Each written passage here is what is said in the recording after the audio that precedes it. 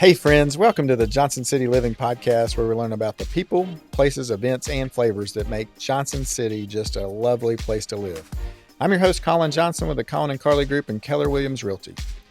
If you're interested in buying or selling a home in the area, or if you're looking at investing in a rental property, give us a call at 423-930-8003, and we will look forward to helping you. Now, let's get to today's episode. Today, we're shining a spotlight on something that impacts not just ETSU students, but the future storytellers, filmmakers, broadcasters, and creators right here in Johnson City. We are blessed to have Miss Shara Lange from ETSU in the radio, film, and TV department coming in to talk to us. So you guys get to meet her today, which I'm super excited about. So welcome to the podcast, Miss Shara. Thank you so much. It's so fun to be here. Thanks for having me. Well, I love getting to meet new people, and that's half of the reason I'm doing this podcast is because I get to meet new people and learn about all the wonderful things that we have going on. And so I'm a huge ETSU fan. We've got my wife has her master's from there. My dad worked there for 42 years. My mom was there for like 10 or 15. I went there my freshman year. It was just like high school. I grew up on campus at the university school. And so I love it. And so I'm excited that you were there helping out and making it a better place. So tell us a little bit. Number one is the first question is we ask, what do you love most about Johnson City? You can't say people or mountains. That's it. I know. It's the curveball. I like throwing the curveball. Yeah, that's a good one because those are obviously the two amazing. Top things. I know. Yeah, those are two on the top board, but there's probably 1,000 down the list. So. Right. So this is also kind of a cheat, but I really love ETSU. Is that I love it. Too much of a cheat? I just think the people are amazing, that institution just does a lot for the community. And I think people are really dedicated. Our students are amazing. There's just so many opportunities for students there. So I think as a model of a regional institution, I mean, it's just fantastic. It is. And it's so intertwined into the community, into the medical side of it. It goes on and on and on, and how it's supporting our region and just making our area better. Yes. Yeah. And, the city has gotten so much nicer since I've been here, which I got here in 2010 to start working at ETSU in the radio, TV, film program in the media and communication department over there. And, we have coffee shops now. We have this amazing bike trail. So, I was happy to be here, but it's gotten even better. Yeah, my kids are growing up with, so many more things going on. It has seemed to accelerate a little bit in the last 10 to 15 years in kind of growth. I think just the driving number of people here and as we're growing and infrastructure's needing to be created. And I'm glad they're doing a lot of cool things like the Tannery Knobs is awesome. Yes. The Tweetsy Trail. I mean, we got a lot of cool stuff happening. Yes. And the campus also is gotten the campus so is and it's growing and expanding. And I was talking to Jeremy Ross the other day, and he's got a big dream for it all, and so it's really cool. I'm excited to see it grow and develop and take off. Yeah. Where did you grow up? So I grew up in Western Massachusetts. Okay. And then I went to college in Minnesota. Okay. I got my MFA at the University of Texas at Austin. What's an MFA for us little people? Yes, Masters of Fine Arts. Okay. And what that does, it's the terminal degree. Like if I was a historian, a PhD would be the terminal degree. Gotcha. But this is the highest degree you can get in the arts. Gotcha. The end, right? You can't get any smarter. You're the smartest you're going to get. Right, is that what you're saying? Right. That's not quite what it is. But, so since it's filmmaking, it's really hands-on. It's more like an arts practice. That's also what a painter would get an MFA. So it's considered the arts. It's real hands-on. It's not studies. Sometimes we get confused. We have a great film studies area at ETSU as well. We're not studying film. We're doing it. You got it. Exactly. We're in it. Exactly. What, as a little child growing up in Western Massachusetts, did you have an affinity for film then? I was interested in creative things. My mom had said that I should be a filmmaker, but that was kind of her idea, but I didn't necessarily know that would play out. And I should specify, I'm really a documentary filmmaker, or sometimes we call it creative nonfiction. Okay. So that's really my main interest. So even though I did do a little bit of fiction, narrative filmmaking in film school, they're really intertwined. Yeah. But that's really my main expertise and interest is nonfiction. Yeah, I think it's cool how some people plant seeds, right? Your mom planted a little seed, and over time, it's just kind of like, oh, maybe I could be a filmmaker, Right? Yeah, totally. She could have said astronaut, and who knows? Yeah, no chance. Yeah, But she said my sister should be a marine biologist, and she does acupuncture, so she missed on that one. But my sister's doing great work with veterans in Vermont, so that's good too. Yeah, that's pretty cool. Yeah. I love it. Yeah, you should have her on. She's really, really cool. That would be cool. Yeah. Okay, so Massachusetts to Minnesota, and then you got your MFA, and then what have you done in film from then? Like, what did you do next when you graduated? Well, if you don't mind, I'll tell you that my thesis, because I don't get to talk about this stuff that often, it's so fun to talk about my films from film school. I made a thesis film, and that was about North African women in the south of France. Oh, So I went there. I'm kind of been doing some of this like low budget, like a lot of kind of grit and sticking with it. So yeah. I went there and spent a couple years making this thesis film, and that's important for this story because I then applied for a Fulbright. I got a Fulbright and lived in Morocco with my husband for a year and made another film. So about people who make clothes in North Africa. That's cool. Yeah. So I had this, did a lot of traveling. I was young, didn't have kids yet. And, also it was good for my How did your dossier. heart get pricked for North Africa? Well, because I had spent a little time in the south of France, which they say is the first city of Africa. Okay. Because it's so diverse. Lots of North Africans, sub-Saharan Africans, and just really diverse. Lots of Italians too. So I really loved that city, loved learning a little bit of French there, kind of did a DIY study abroad. Okay. And then I just kind of wanted to go back. Also being in Texas, yeah, there's a lot of immigration. So I thought, well, that story's being told a lot. Yeah. Here's another immigration story. Right. North Africans have been in the south of France forever, but this is specifically about this, about women there and the community that they'd built to support each other. So that was amazing experience, of course, to do that. That's cool. And then having the Fulbright was good for my, resume, and also an amazing opportunity, great experience. And so then actually my first teaching job was in Mexico. Okay. At a private school in North Mexico. And, I basically, the truth is that I was tired of being broke. So I got a job doing that. I thought I'd go freelance, like, do freelance work in the industry somewhere. But anyway, that was a great opportunity too, amazing people. And then got the job here in 2010. So that's why we moved to East Tennessee. Awesome. Now tell me about this husband you got. Where did you guys meet? we met in Texas. Okay. Right when I got there to go to film school. And he's a really good sport. He actually works at Northeast State. Okay. Doing instructional design and tech support and AI. Oh, wow. And he's been a really good sport. He supported me, we've done all this traveling. It's been fun for him too. Sure. But, we basically landed here since 2010 and we've been planted here since. Yeah. He worked also at ETSU for a little while, but he's over at Northeast State at the That's moment. cool. Yeah. So you're both educators. That's neat. Yeah. I love it. I love it.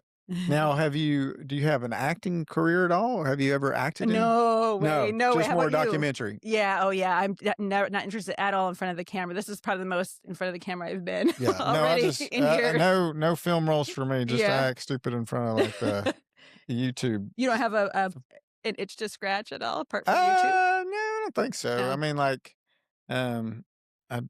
today's Friday. This thing's coming out. I did a Fired Up Friday thing a long time ago. I enjoy doing that where I get fired up, and we can do one after and just like promote this. It'll be good. Mm-hmm. But no, not really. No, I'm more like kind of like you. I like learning about people. Yep. And figuring out what how I can help them. And Yeah. so I think that's more my thing. I'd love going to the movies. Actually, my wife just asked, "We want to go to a movie tonight." Oh, so I'm yeah. like, yeah, let's go. Are you by any chance going to the Bud Frank Theater? Because I should also plug that because I mentioned the film studies. Am I interrupting your? No, you're good. My back leading? No, not at all. This is a free-flowing interview, so we don't know where it's going to go. I just wanted to mention it because we now Tell me about the Bud Frank Theater. Where is that? Yeah, so it's on campus. Okay. That's, I was saying production, film studies. We work with them, right? But they are more like studying film, theory, history, gotcha. Analysis. And they now run the Bud Frank Cinema, and they basically show films for free on campus. And their cinema is beautiful. They basically redid it. Great audio, great picture, and they offer these films for free. So it's just a great thing that a lot of people don't know about. Yeah. And it's relatively new. They've been there all for a right. few We'll years. have to put some stuff in the show notes about the Bud Frank Theater. Yes. Because I guess there's you can go online and find the schedule of events happening there and see what they're playing. That's cool. Yeah, it's very cool. So just if you don't know what film to watch, are we going to be running your thesis film at any time? You should. We'll ask them. Is that on YouTube? Can our listeners find it? Maybe. I actually have a distributor for my thesis. It's through Third World News, Real New York City. Okay. And they mostly just sell academic versions. So I think you have to pay like $300 for your library. But the other film that I would love to tell you about at some point is the one we made here about Czech bluegrass music. And that one is distributed on Documentary Educational Resources. Czech bluegrass music. Yes. Am I messing up your flow of questions or not at all? I'm just like amazed. I'm like, how are you finding this? Like different, like things that my limited Johnson City brain doesn't even think about bluegrass music in Czechoslovakia, right? Yes. So how does this come about? Yeah, well, it's amazing. So when I started here as new faculty in 2010, in the new faculty orientation, I met Dr. Lee Bidgood. Okay. And he's a professor in the Appalachian Studies Department in the Bluegrass program. Nice. And right away he said, I study Czech bluegrass music. And like you, I was like, what? That's amazing. What? And I said, well, I'm a filmmaker, and I had been there as a TA when I was in Texas. Okay. Helping with a study abroad program there with my professor. So I said, we should make a film, or he said, we should make a film. So anyway, we did. And Lee is amazing. He's a wonderful, beautiful musician, and he's studied this music forever. He's probably the world's expert. He's studied it for 10, 15, 20 years, something like that. And he speaks Czech. Oh, wow. Yeah. So, obviously this music's very interesting. Yeah. It has its own interesting story. Yeah. But there's a connection to us here, of course, in Of East course. Tennessee and the bluegrass program at ETSU. So we started making the film. And I'm really proud of the film just from a filmmaking standpoint, because we did it pretty low budget, because, documentary budgets can be $200,000, $2 million. It can be really high. And we made it with some support, production support from the university, but still relatively small budget. Yeah. And we went basically the first summer I was there, 2011, Lee and I went to the Czech Republic, and I had this little camera and a little suitcase, a little tripod, the gear that belonged to the university, but, pretty minor stuff in a wireless lav kit, fit in the overhead compartment of the plane. And in about 5 days, we shot most of the film. Oh, that's cool. So, and you kind of get a little lucky if you haven't lost half your footage. And the story there of Czech bluegrass, Lee tells it better than I do, but basically that music was really meaningful to people. Back when the borders were closed, they would hear the music because of the Armed Forces Network. They would hear the music and they would be really inspired by it. It represented America, freedom, all these ideals of America. So people started playing it before they even really knew what it was about, who was playing it, all that. They didn't really know the history of it as much. So they really created their own bluegrass style. So it's related and connected. And they're very, big fans of American bluegrass, but they've also kind of made their own thing. So it's a really beautiful story. Lee wrote a book. Lee Bidgood has a book about it, which is great. And so the documentary is really these little vignettes. I'd call it almost a little more ethnographic, like these portraits of these little communities that are playing the music, including a guy named Marko Čermák, who is like the grandfather of Czech bluegrass music. And the poster, that's cool. I'll bring you one, but because I gave these guys one, and basically he's on it, and it's this poster of him, and he's just a very cool guy who's still alive and plays the music. Has he come here and played? That's a good question. He came, I think, to the IBMA, the Bluegrass Awards. Okay. But I don't know that he's come to ETSU. Lee Bidgood has brought other musicians here, so he does a really cool event called the String Festival, and I might be calling it the wrong thing, but basically takes bluegrass music and looks for new ways to apply it to different kinds of communities and different hybrids of music. I'm not explaining that well, sorry, Lee, but really it's this great festival, and it's coming up. Oh, and cool. So he's brought those musicians here to play and collaborate with, there was a Mexican band one time, and they played music together with the bluegrass musicians. That's super just cool. Very cool iterations, Yeah. So cool. The movie's called Banjo Romantica. Banjo Romantica. Okay. And where can listeners find that? So that is distributed by Documentary Educational Resources. Okay. And that's this ethnographic distributor in Boston. Gotcha. And so I was saying, like Harvard's bought our film. It's more of an academic distributor, but people can watch it online as well. So that's awesome. We're representing ETSU and the music here. But also another person I want to mention that worked on that film was John Hounshell. He's from the digital media program. Okay. And he's a graphic designer. And the beautiful poster that he made, it was all done by him. He also did the graphics for the film. Patrick Adkins now works at Northeast State and runs their digital media program. He did the color correction. So just to say, it's like a bunch of amazing people here that helped this film to exist. Isn't that fun how it all comes together? Yeah. And you always watch the credits on a movie, taking it back to just in my, limited cinema, but it's just lots of people. It takes a village to build it and make it happen. And everybody's got their own little specific, unique gifts that they put into it, and it just comes out beautifully. Yes. And I think of it as like an orchestra, right? And you're trying to put all the right pieces together. Yeah, that's a good way to look at it. Yeah, it's kind of cool. Yeah, it's so fun. And that's part of why I think our program does so well. Teaching students love to do it. They love to make the media and make the documentaries and whatnot. But one other thing I forgot to mention is we did a part of the film. We filmed at the Down Home. And that was sort of the main scene that we used to when we would cut over to the Czech Republic. So we're really grounding this film in Northeast Tennessee, in Johnson City. And then we go and talk about the music. Lee's talking about this Czech bluegrass music while he's playing a concert at the down Oh, home. that's cool. So I And just the think down home's so cool. that's so cool and We got beautiful. so The much cool wood stuff. panel. I know. How did you, let's say, so you're looking for a job. You probably had multiple offers. How did you pick Johnson City? Um, so at the time, we were kind of ready to leave Mexico. We'd been away from, family for a Yeah. while. My husband from Illinois. I had family in Western Mass, and came to visit the school and really liked it. There were some, when I met the people at the department, I just thought they were amazing. There's a colleague who's since passed away, Dan Brown, who was incredible, just wise and kind, and just like you meet him, you want to work with him. Yeah. He's just amazing. And then other people in the department, Steve Marshall is still there, and some other really great ones. And liked the campus, but especially really liked the people, and felt like it was a program where I could contribute. So I came here to be the radio, TV, film program head, and I was excited to help run that program and support students making films. Really exciting, really privileged. That's super cool. Yeah. That's super cool. What excites you most right now about the program?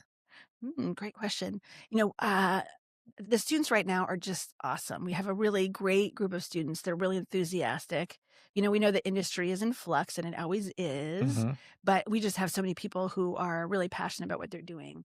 Our students tend to be really into sports or filmmaking. So Yeah. we also have students that want to do some podcasting and do other things, but the two main areas are sports and then the filmmaking. And so we have a lot of students that work with the Buccaneer Sports Network. Yeah. Keith Brake and others over there do a great job. Yeah. And they get tons of hands-on experience.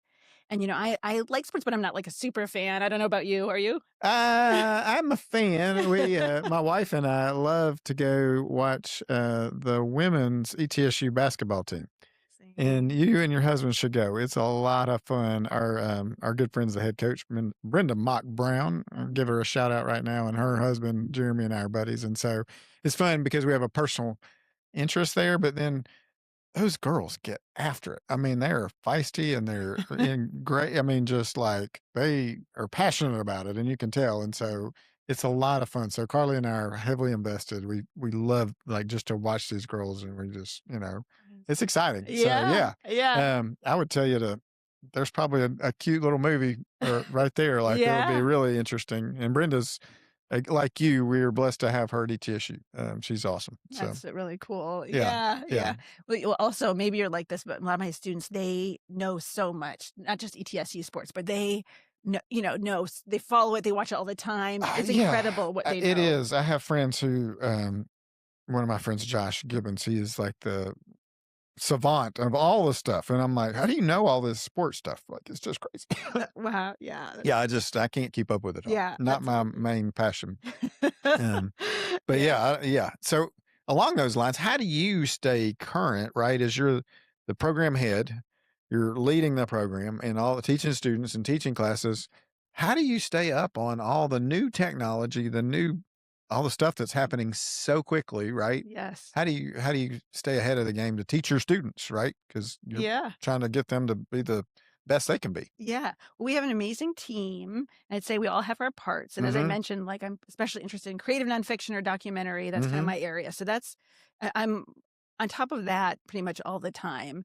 We have other people that are like amazing with like post-production. So Jake Van Huss is always on top of whatever we should be looking at in terms of editing software, color correction. He's just a genius with that. He also runs the Highlands Horror Fest. Oh, wow. So that's what students love, the horror film festival. I can't even watch them, No, I get terrified. scared too. Me too. But Like, students I want love to sleep tonight. Totally. Yeah, but so he does this great festival, a lot of enthusiasm. They did it over at the Jackson Theater. Have you been there yet? Not to the new Reno. No, I haven't. You should have them on your show too, Oh, if you that don't would mind be me good. babbling, because they've just done such a nice job. We just did the Banjo Romantica 10-year anniversary over there. Okay, At cool. that theater. It just looks great. It's such a nice Yeah, one of my space. buddies went and watched Back to the Future there the other day. He said it So was awesome. cool. Yeah. Yeah. So they're doing a great job over there. And so that's where Jake does his Horror Fest. And we have a couple awesome engineers that have been there for a bunch of years. One's an alumni, also horror film, likes to make horror films. And he is Tim Altonen and Stacey Whitaker. Martin Walters, who I mentioned, who works with the jazz department and with us. He's mixed and won Grammys for his, mixing jazz albums. Incredible. He teaches audio That's production. crazy. Yeah. Yeah, and then we also have Brad Bodie as kind of one of our core faculty That name sounds members. familiar. Yeah. Yeah, and he's everywhere also, but has a background in broadcast, teaches our students broadcast, but also does branded media. So, people have sort of their areas that they're contributing, to, and then we do the best that we can to kind of connect with, media professionals in the area. Every now and then we can send somebody to BEA in Las Vegas. But, we actually have really great field production equipment, so that's something we stay on top of a lot. But, it's never ending, as you know.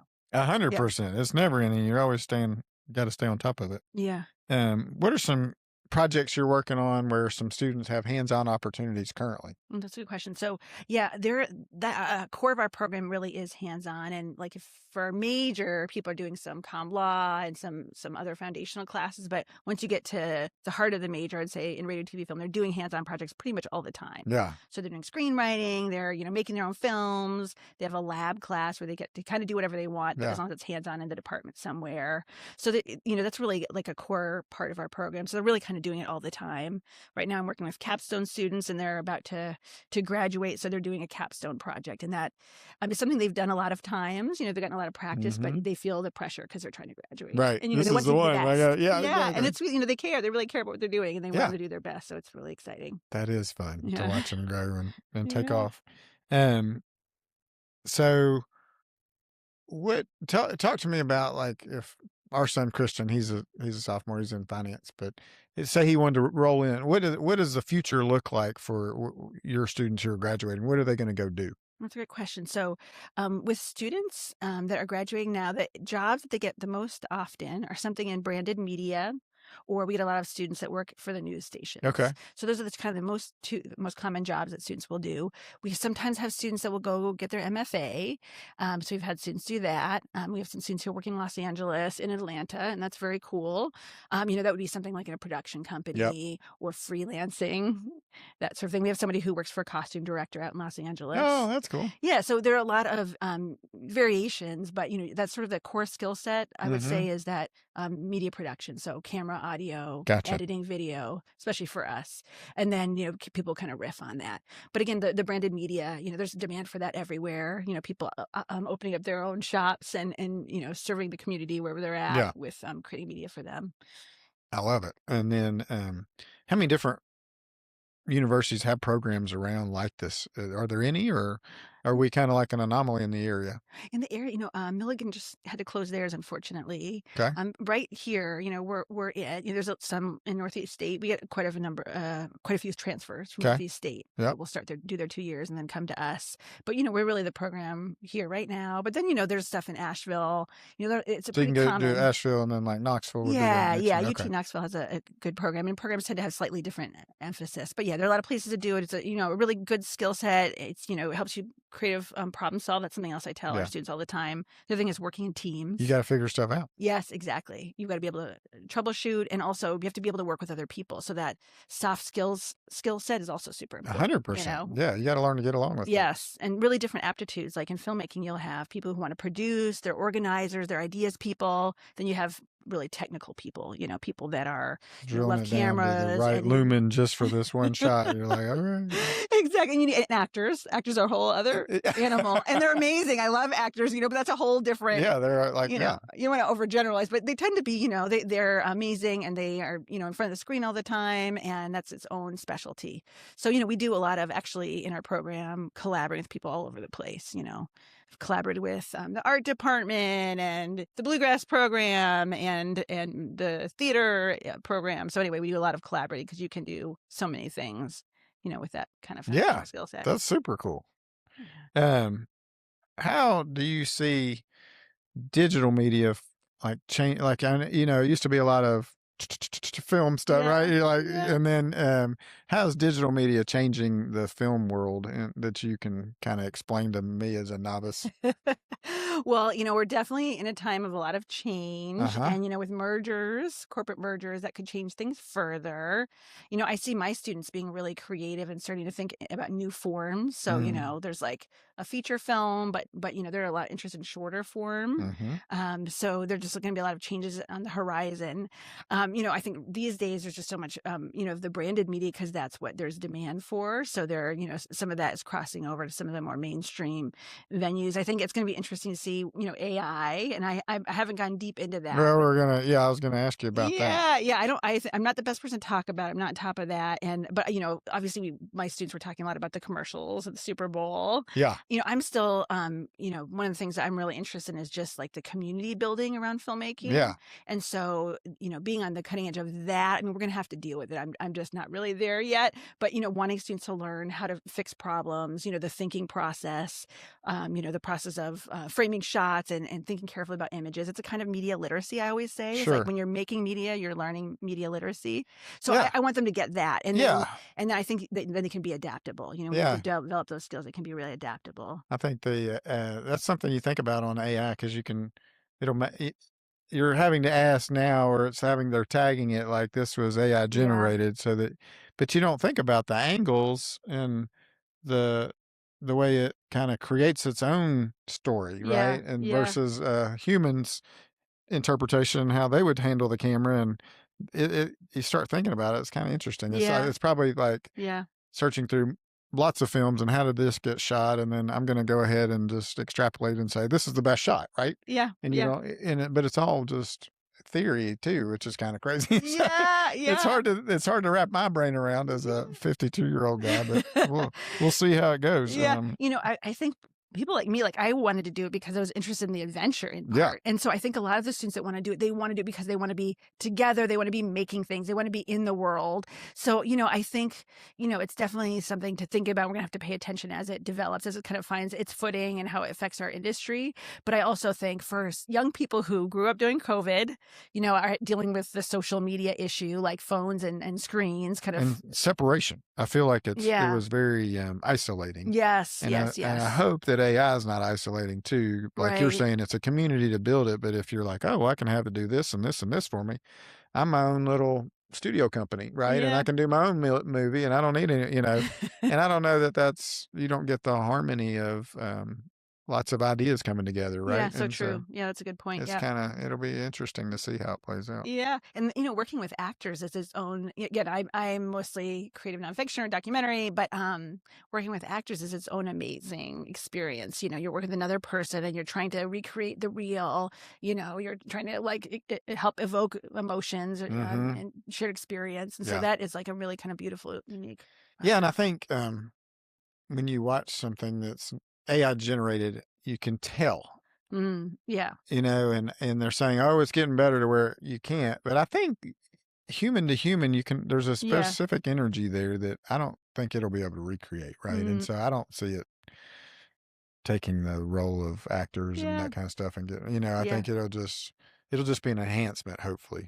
Yeah. That's a good way to look at it. I just worry about it making robots, and then they make more robots, Right. and Right. Right. just we go down the road of of that movie. So, Yeah. Yeah. Yeah. um, Totally. uh, let's talk about TV. Totally different, right? I mean, it's Yeah. like now, like when we were watching, I don't know if you were a Dukes of Hazzard fan. I sure was. I had to wait a week, and now all the Right. kids are just like, yeah, I streamed that. And it's funny because my wife and I were watching Landman, which I thought was fantastic if you haven't seen it. I have not.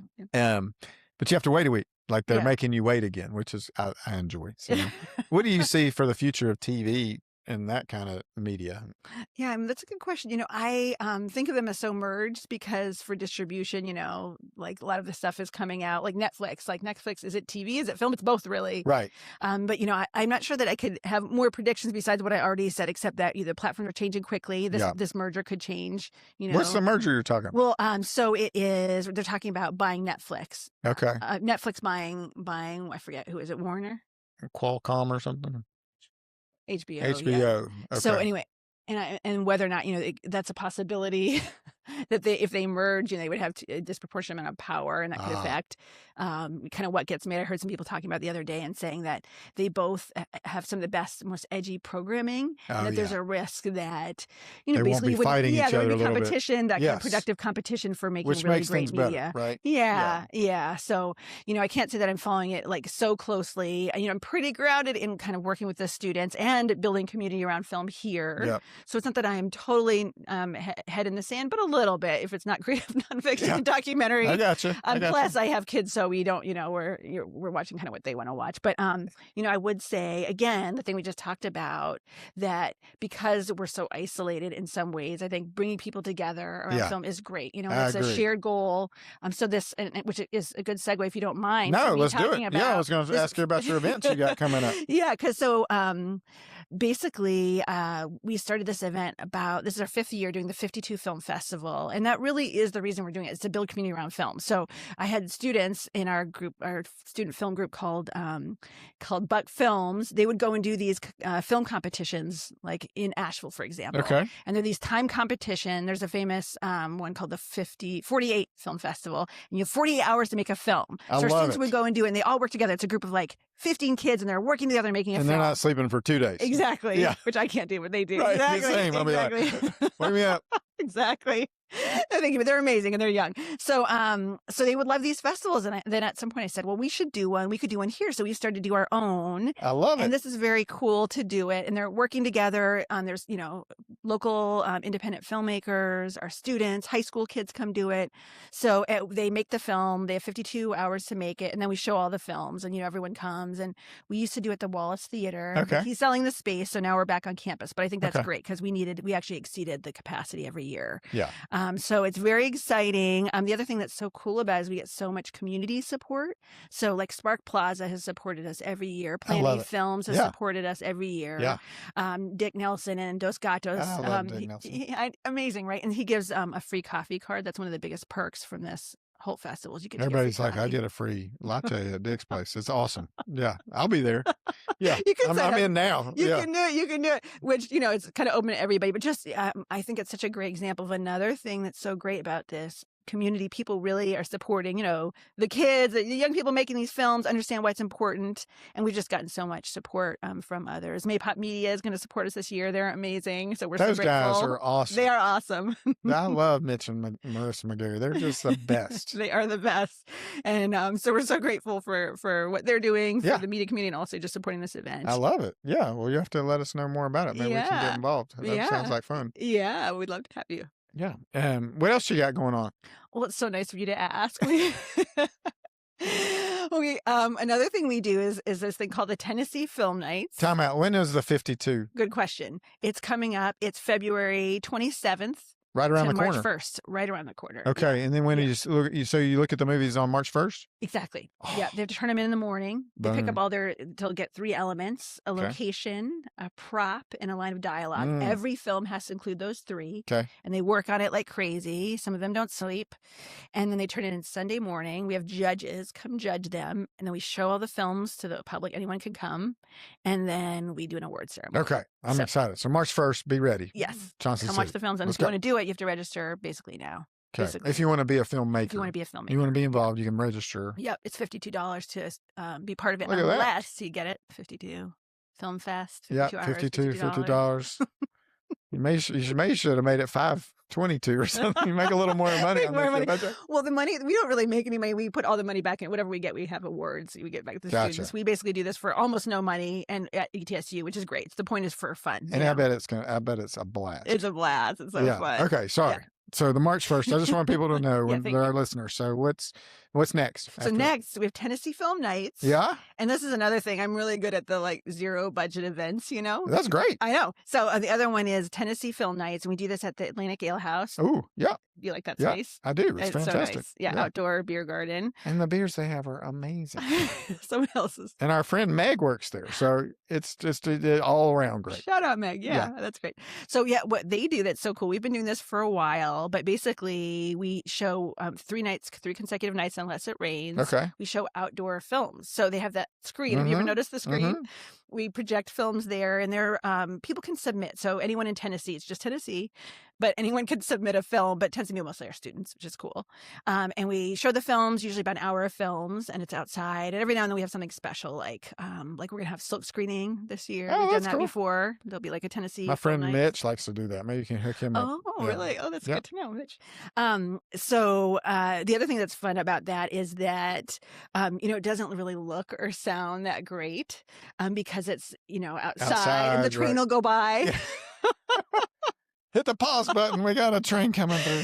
So this is like the opposite of the Bud Frank Theater where everything sounds incredible. But what I like about it is I like sitting outside. I like drinking beer myself, watching a film. But I also think it's kind of how we watch things anyway these days. We're kind of distracted. Sure. Maybe you're watching something on your phone and doing something else. So I think it mimics that experience. I don't know how. I think it must be a girl thing. Like my wife can do it, and I'm like, if I'm not focused on the TV in the movie, I'm like, I don't know. And then I look at my phone, I'm like, what just happened? That's so funny. Yeah. I think I'm just singular focus. I'm terrible. Yeah, but we all, that you're singular. And I think that we all are on some level. Like they say over and over and over that there's no multitasking. It's switch tasking. You're just switching between one and the other. Right. And so you're missing. Yes, fair. And losing and not giving either one of them probably their just do. So yes. Yeah, it's fair. It's fair. I think this is what's nice about this is it's a chance to look at local work. It's kind of casual. It brings more people in. Yeah. But it's not the perfect viewing experience. Gotcha. That's true. So it's it's if you next time you go, you'll see the screen, and like sometimes if it's not dark enough, we have to wait for it to get dark so you can see it. But what I like is lots of moths flying around. Yeah, but we're like bringing the films to the people, and students are always happy. So when's this happening? So great question. This is coming up. I'm gonna look at my dates because this is not the event I'm preoccupied with at the moment. This is the end of next month. So this is, unless it rains, we're gonna do it on March 24th, March 31st, and April 7th. Oh, so wow. It's 3 consecutive weekends. Tuesdays. Okay. Yeah, we do it on Tuesdays. They give us that night. I love it. Yeah. So that's really fun. And again, that's more about bringing people together. Yeah. It's casual. People can just hop in. Usually try to make a little program so students get a little typically, how long are the viewings? Is it just one movie? About an hour, usually shorts. Okay. We're open to different things. But I love it. Yeah. And people can submit films too, by the way. It's anyone in Northeast Tennessee can submit for free. There's a site called Film Freeway, which if you do anything around film, you would know, but it's basically a portal where all the film festivals put their stuff to get looked at. Exactly. Where you could submit for, gotcha. like all kinds of festivals, whether it's a prestigious festival or a smaller one. So you submit to that portal and then we go in there and select them. And there's a code. If anyone's from Northeast Tennessee, we don't make them pay because we want to show, support Northeast Tennessee. But we'll also show stuff from Memphis and Nashville. Perfect. But sometimes we get international submissions. We're like, no, we only show stuff from Tennessee. Yeah, but I'm Tennessean and I went to the south of France and made a movie about some North African women. So can I put that in there? No, nope. Sorry. Maybe you think about that one. It's too long. That one's a feature. No one wants to watch that. I'm sure lots of people want to watch it. All right, you ready? Any other events you want to share? I think those are the big ones. That's really cool. You got a lot going on. Yeah, we do. And, again, what it's about is building community around film and also supporting our students and supporting local voices. Like we have some great filmmakers, really important points of view. So it's a chance to kind of see what people are up to, support local voices. I love it. That's cool. The goal. Well, hopefully our listeners listening, you guys, we'll go and check it out because I think that'll be really fun. It's going to be really fun. Yeah. I think Carly and I may come and check out a Tuesday night. Yeah, please do. That'd be so fun. Are you ready for the speed round? Oh my gosh. Do I have to prepare? You mean to stop the recording now? No. What is your favorite movie of all time? Ooh, what I always answer to this, should I be fast? Is that a speed round? I'm about to be long-winded. Should I just be fast? You can, no. Okay. Let's give a little background. Sure. So I would say When We Were Kings, which is about Muhammad Ali and the Rumble in the Jungle. Oh, yeah.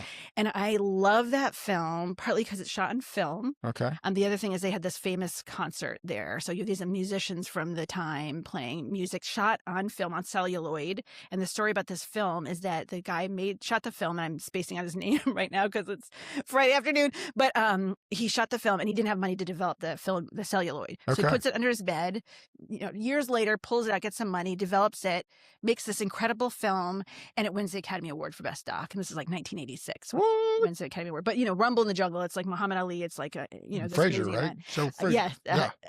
Down goes Fraser. Yeah. So basically, it's just this amazing film, amazing story that, shot on celluloid. It's just that's super cool. There are lots. If we talk about documentaries, there are so many that I love, and I would love to, rattle off more about them, but that'll be another time, another podcast. Well, I can put you under the gun here in a second. So it sounds like you like film, like real film versus digital better. Well, which you got to make a choice right now. Which one? A or B? I mean, I don't have the money to develop film anymore. It was expensive. I did some of that. Oh, did you? Yeah, because I've taken a couple of different film classes, and it's a cool experience. I appreciate it, but it's just not too practical for me right now. But if I'm sure some people are shooting on film still, and that's great. And now you can make a movie on your phone. So true. Isn't that crazy? It is. That's so crazy. It is. What is the most underrated TV show that you've seen lately? So funny. Oh my gosh, I'm going to fill out this question. Underrated. I feel like I just don't have that much time to watch TV. I'm sorry to say. Well, give us some movie. Okay. All right, give me an underrated movie or something that you've watched lately that you're like, oh, this is awesome. Well, okay, I've got a good one. And this is again, I'm super nerdy, but I've been thinking, and I should learn more history. So I've been watching Ken Burns, and I think it's great. I've been watching his pieces, like most recently watching the national parks. Okay. Which feels a little dated, but there's just stuff I don't know. So it's great. I think that is not, when I think about creative nonfiction or documentary, I think it's not the most exciting filmmaking in the world. Right. But Ken Burns, but he also does what he does really well. Right. He's telling some American history, and it's great. Okay. So now tell me your favorite documentary that we need to all watch. Well, that would have been When We Were Kings. Okay. So that was a documentary. Okay. Sorry, and your favorite movie. Yep, okay. Yep. Look at that. Two for I love it. I love it. Do you like to be behind the camera or directing? So I definitely like to direct. I shot some of my work when I was younger. Shot my own documentaries. They're gifted shooters. I don't think I'm one of those. I like to do it because it's an extension of my point of view. Yeah. But more recently I've hired people, and I think they're much better shooters. People who are crazy about cameras. My husband is kind of into cameras. One of those guys. And other people, are just really have brilliant eye and love the technology. Yeah. I'm probably more into like producing would really be my wheelhouse. Gotcha. Okay. If you weren't in media, what would you be doing? Ooh, fun question.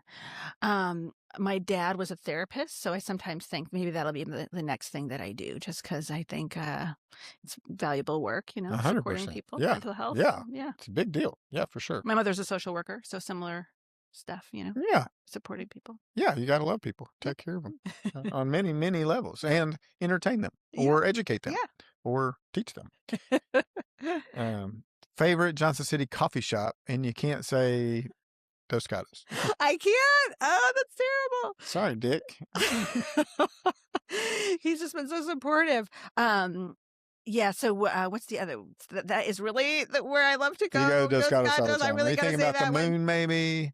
I haven't been there, which is shameful. It's really good. Yeah. And I should go. Yeah. What about Open Doors? You an Open Doors fan? I like Open Doors. Yeah, I used to go there more just for whatever reason. The rhythm of my life. This is amazing problem we have. We have a lot of coffee shops. We got a lot of great coffee spots now. That's great. I was really heartbroken when Crumb left. Oh yeah. Because I just have you been to Fearless? Yes, and I live close by. Oh my gosh, that's great too. Well, and we had. It's funny. I went with Carly the other day, and the guy who had Sweet Caroline's little coffee, he had like a coffee trailer. He was making coffee there, so I was like, "This is awesome!" And he's been on the podcast too. So. Oh, that's so cool. Yeah, yeah. One word to describe ETSU students. This is not a great word, but I think they're amazing. I'm amazed by them all the time. Yes. I'm so impressed by them. Yes, I'm impressed by their talents, by their kindness towards each other and others. I think that they're really wonderful. They are amazing. Yeah, I'm a little biased. I got one there. Yeah.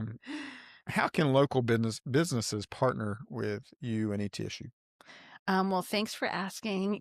These events, people have already partnered with us. So like you're looking for sponsorships, or tell us more about how you partner with that. Just be very forthright, because our listeners might go, "Hey, this sounds like something I want to do." Yeah. Well, so often I know a number of the people that are involved with media companies, and I'll say, would you like to support this event? And really, most people do. They're really amazing. So anytime anyone wants to, do an in-kind prize or any kind of support, every now and then we get a cash prize, for these events that we do for students mostly. We're happy to take it. Also if people have experience to share, we like to have people come talk to students. We have an event, once a semester where we have people come talk to capstone students about their experience, especially really to our field, meeting communication field. But we're open to all kinds of other things. Like we now have Buckhouse. I don't work directly with Buckhouse, but that's part of CBAT, College of Business and Technology, and our department.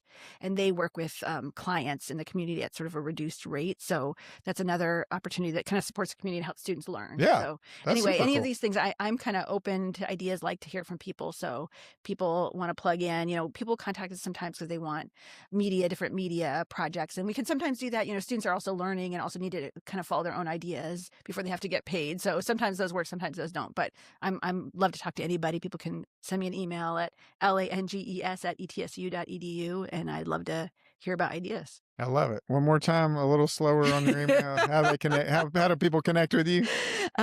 Best thing is email. Okay. And it's LANGES. Okay. At mail.etsu. Got it. And was that blunt enough? Was that direct enough? That was great. Okay. Yeah. What do you feel like the future of media and film looks like in the Tri-Cities? Ooh, that's a fun idea. I think this is an exciting time. There are quite a few companies. We were talking about this a little bit earlier. New companies coming in. Like Action VFX is incredible. It's crazy. Incredible. And they're in like all kinds of stuff. Yes. And they are, they've always supported our events too. They've got an award for our upcoming festival. So they're really, supporting the community, which is great. So I think that company is a really inspiring model for what we would love to see more of, which is people coming here, making, it's a great starting place. New companies, and connecting globally, but also being grounded here. There's so many great opportunities here because we know we have great people. We got great people and it's a beautiful place to live. Yes. And why would you want to have all the hustle and bustle of some of these bigger cities just to do the same thing? Yes. Cost of living is reasonable. You can have your own shop. Yeah. It is. So I'd love to see, that's a great model. And also people telling stories that only they can tell here. That's like, unique voices. I'd love to see more of that. And that's happening, but even more of that. I would love more of that. Cool. What's something I forgot to ask you? Something you forgot to ask me. Let me look at my notes. What are your kids? How old are your kids? Thanks for asking. They are 10 and 13. They also go to university What school. are their names? Maddie and Ruby. Give them a little shout out. Oh. I love it. I'm an ETSU, UH alum, 12-year club. So, good stuff. Yeah, it's a great place. It is a good teachers. place. Yeah. They're so lucky to get to go school there. My buddies and I went back and we were like, it is so small. But when you're there, when you're little, you're like, this place is huge. Did you start little? Oh, yeah. Oh, so that's first amazing grade too, to grow up. And I have I was texting with one of my buddies yesterday. From first grade, we were buddies. Oh, my goodness. This is so amazing. We've been friends for 40-something years, 45 That's incredible. years. It's crazy. That's incredible. Isn't that cool? Yeah, that's super cool. Yeah. Well, thank you so much for joining me today. Thank you for all you're doing at ETSU. We wish you the best. I'm excited to probably see you in the future because I want to come check out some of these events you've got going on. I think it's going to be crazy. Yeah, please do. I bet it's going to be pretty interesting. So a lot of fun. And and so how can our listeners find out more about these events? They go on to ETSU's website, look under? Yeah, so we're Media and Communication is the department, and we have a really vibrant social media. So that they can find any of that stuff there, and people can always find me at the Radio TV Film Program if they can't find something or have questions. Gotcha. Or email you. Yeah. Thank you so much. Oh, this is so fun. My Thanks. pleasure. So fun. Yeah. I would like to hear more about your background, how you got here, but it's a good story, and I will tell it to you anytime you want. Yeah, it's fine. It's fun. So thank you guys for listening. Thank you, Shara, for coming on. And until next time, Colin Johnson with the Colin and Carly Group. If you want to buy a house and live near ETSU and all the wonderful faculty it has and all the wonderful students and be a part of it, come on. We'd love to help you. So thanks so much and have a great day.